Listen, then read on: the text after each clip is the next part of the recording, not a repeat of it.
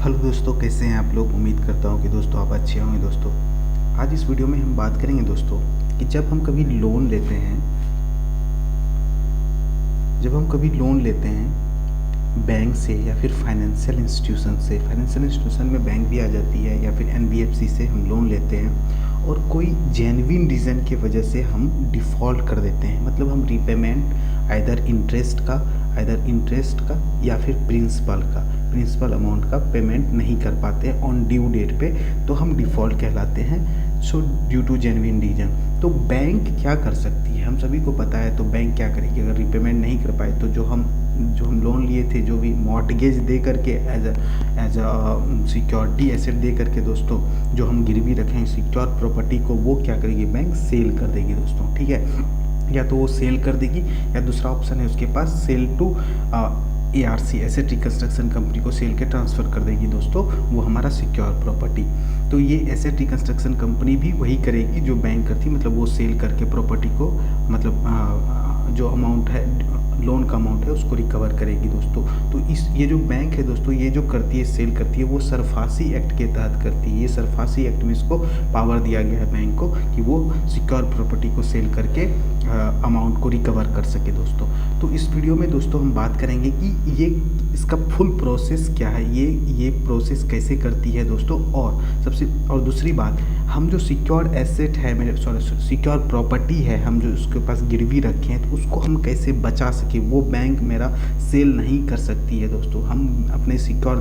Property को बचा सकते हैं, बैंक हमारा सिक्योर प्रॉपर्टी को सेल नहीं कर सकती किसी भी थर्ड पार्टी को दोस्तों। तो वो हम कैसे जानेंगे, वो हम कैसे समझेंगे दोस्तों। तो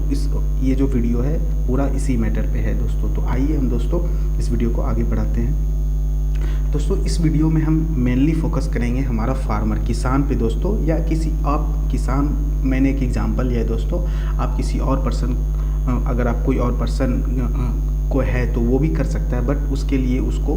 मैं उसका भी बताते जाऊंगा साथ में साथ। मान लीजिए दोस्तों कि एक फार्मर है, वो क्या करता है, लोन लेना चाहता है। वो लोन लेना चाहता है बैंक से दोस्तों। ठीक है, वो तो लोन लेना चाहता है बैंक से। वो क्या करे, उसके पास एक एग्रीकल्चर लैंड है, वो एग्रीकल्चर लैंड को बैंक को क्या कर देगा, गिरवी रख देगा। ठीक है, अब गिरवी रख दिया बैंक के पास, तो बैंक क्या करेगी इसको, ठीक है भाई ले ले, तू लोन ले ले। अब लोन ले लेगा इसके पास। अब क्या हो गया, तो ये जो लोन लिया है दोनों आपस में, तो इसका एक मतलब कि ड्यू डेट होगा, एग्रीमेंट होगा, ड्यू डेट होगा कि आप इस तारीख को हमको पेमेंट कर देंगे, ये बोला होगा बैंक को। ठीक है, बट होता क्या है कि ऑन ड्यू डेट पे ये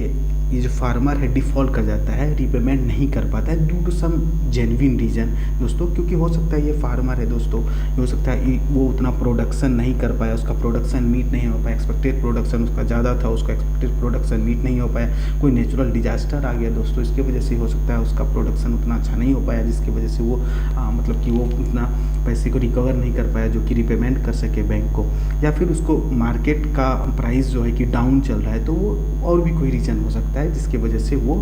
कि अब पैसा रिकवर नहीं कर पाया और बैंक को रिपेमेंट नहीं कर पाया। ठीक है,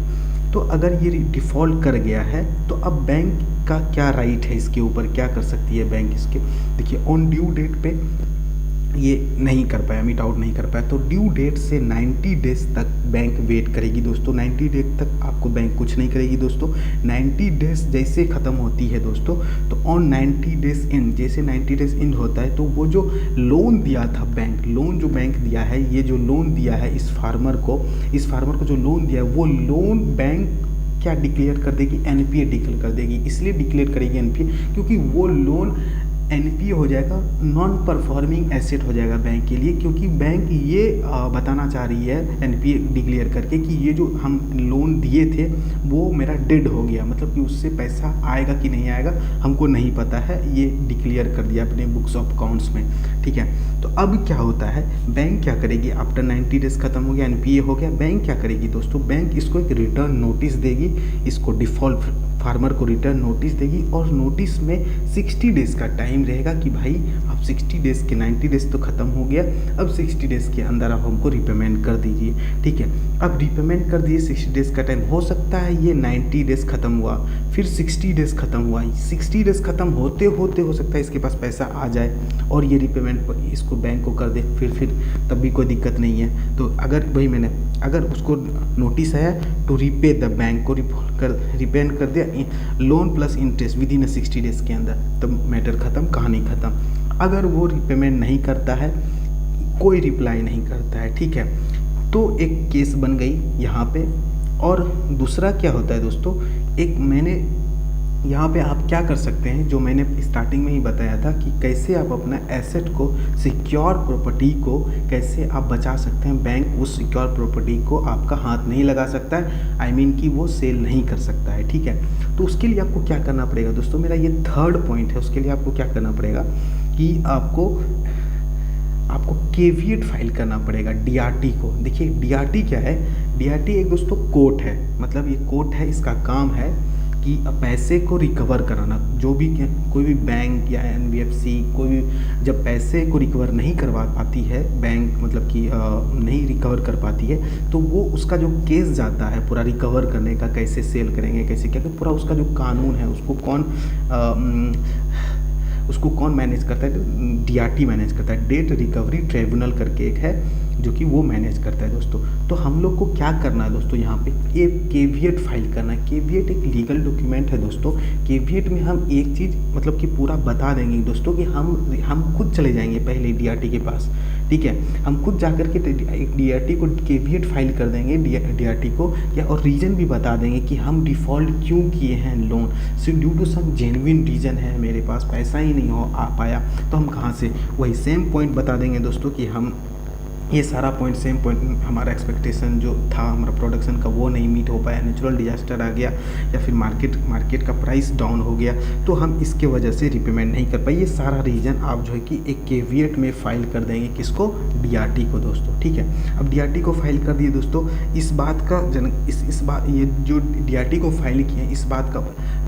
ये चीज़ नहीं जान रहा है बैंक अभी तक, क्योंकि हम बैंक को बताने ही नहीं गए, बैंक के पास तो चुप है, कोई रिप्लाई नहीं किया बैंक को हम अभी तक। 60 डेज़ भी खत्म हो गया, अब क्या करेगी बैंक, अब क्या करेगी bank, power of bank after 60 days from the server notice. 60 days खत्म हो गया मान लीजिए, मतलब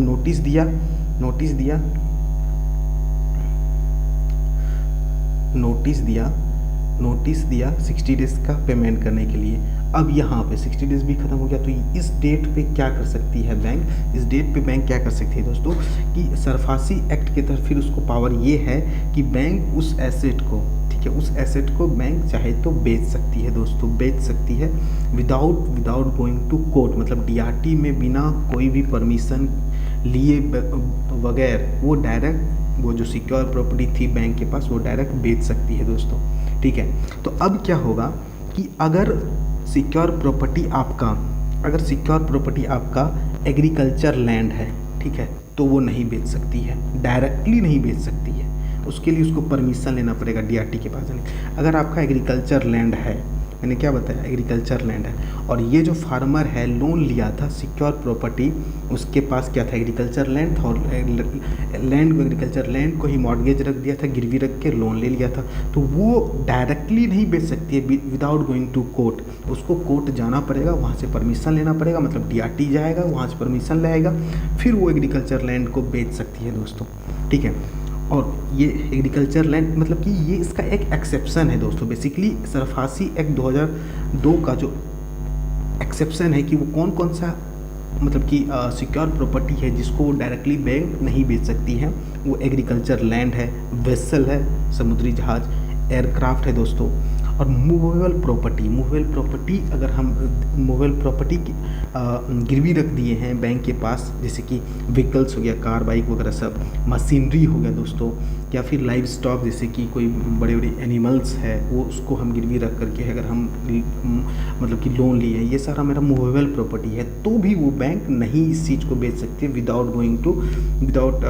टेकिंग परमिशन फ्रॉम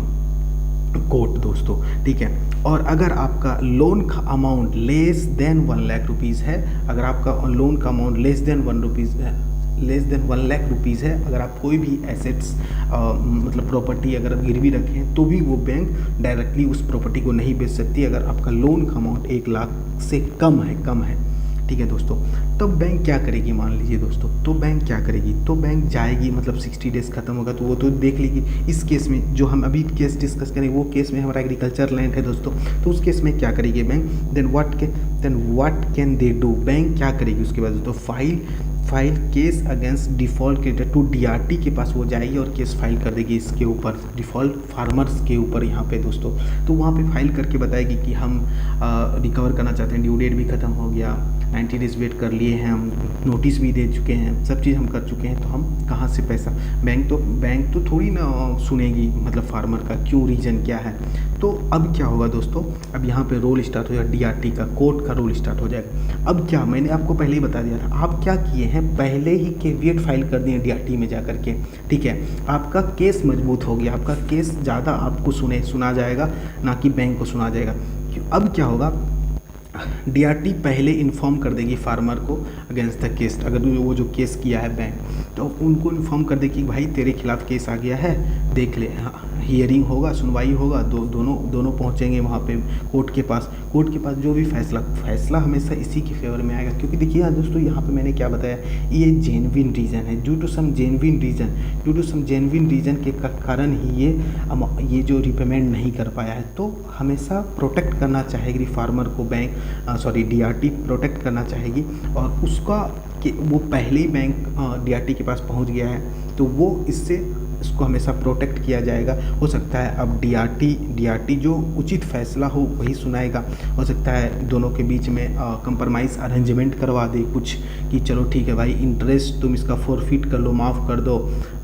और तुम वेव ऑफ कर दो इंटरेस्ट को, और तुम इसको प्रिंसिपल अमाउंट कुछ टाइम के बाद, कुछ टाइम दे देगा, 1 साल 2 साल का टाइम दे देगा, प्रिंसिपल अमाउंट रिपेमेंट कर देना बैंक को, चलो ठीक है, कुछ टाइम दे देगा, कुछ वैसा मतलब कंप्रोमाइज़ अरेंजमेंट कराएगा दोनों के बीच में, या फिर जो भी उचित लगेगा डीआरटी को वो कराएगा। लेकिन हमेशा दोस्तों आपको फर्स्ट अप्लाई कर देना है कैविएट फाइल करके दोस्तों, तो आपका जो प्रॉपर्टी है बैंक कुछ नहीं कर सकती, एग्रीकल्चर लैंड है तो वो कुछ नहीं कर सकती है आपका दोस्तों, एग्रीकल्चर लैंड को छू नहीं सकती है विदाउट परमिशन फ्रॉम डीआरटी से। तो दोस्तों इस वीडियो में यही था दोस्तों, आप अपने प्रॉपर्टी को, सिक्योर प्रॉपर्टी को फिर भी बचा सकते हैं। तो आपको मैं उम्मीद करता हूं दोस्तों कि इस वीडियो में आपको बहुत हेल्पफुल मिली होगी।